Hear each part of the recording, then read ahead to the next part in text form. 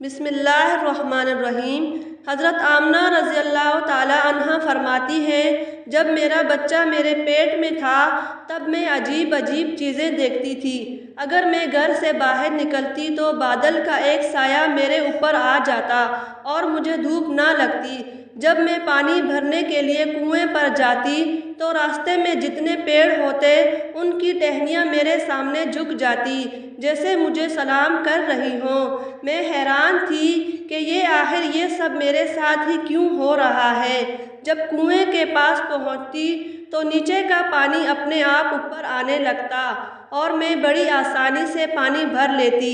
मक्का की औरतें मुझे कुएं के पास खड़े रखती थी। वो कहती थी कि आमना तुम थोड़ी देर और खड़ी रहो, वरना तुम्हारे जाने से ये पानी नीचे चला जाएगा और फिर हमें पानी भरने में बहुत तकलीफ़ होगी। हज़रत आमना फरमाती है कि मैं औरतों से सुना करती थी, जब बच्चा पेट में होता है तो माँ को बहुत ज़्यादा तकलीफ़ें झेलनी पड़ती हैं।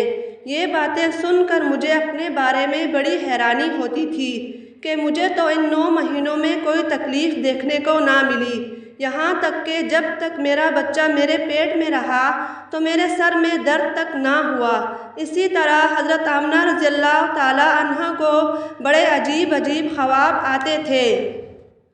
वो फरमाती हैं, जब मैं रात को सोती तो मुझे ख्वाब में दिखता कि मेरे जिस्म के अंदर से एक नूर निकला है और उस नूर ने सारी दुनिया को रोशन कर दिया है।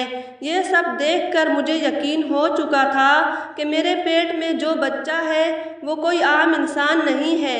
प्यारे नबी सल्लल्लाहु अलैहि वसल्लम के दादा हज़रत अब्दुल मुत्तलिब दिन रात काबे के पास जाकर काबे का गुलाफ पकड़कर अल्लाह ताला से रो रो कर दुआएं करते, या अल्लाह मेरा बेटा अब्दुल्ला तो इस दुनिया में नहीं रहा, लेकिन इसके घर एक बच्चे की पैदाइश होने वाली है। या अल्लाह इस बच्चे की हिफाजत फरमाना और मेरे अब्दुल्ला की नस्ल को बाकी रखना।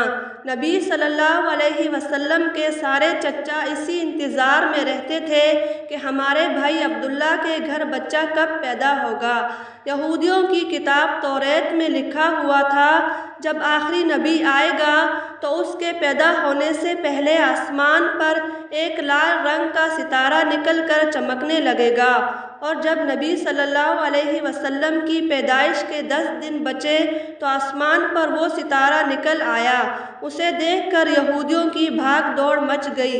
उनके आलिमों ने सारे यहूदियों को जमा किया और कहा, देखो आसमान पर लाल तारा चमकने लगा है, इसका मतलब है कि वो आखिरी नबी आने वाला है। जाकर मालूम करो कि इस वक्त मदीने में किसके यहाँ बच्चे की पैदाइश में 10 दिन बचे हैं। यहूदियों ने जाकर मदीने में मालूम किया तो वहाँ बहुत सी औरतें हमल से थीं, लेकिन अभी किसी का वक्त करीब नहीं आया था।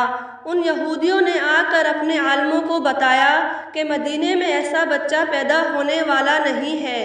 तो उनके आलिमों ने कहा, मक्का में जाकर देखो।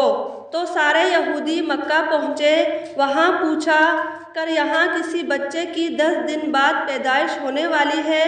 तो लोगों ने कहा, हाँ मक्का में 5 औरतें ऐसी हैं जिनके घर बच्चे की पैदाइश होने वाली है। उन यहूदियों ने कहा, नहीं ऐसे बच्चे की पैदाइश कि जिसका बाप वफ़ात पा चुका हो।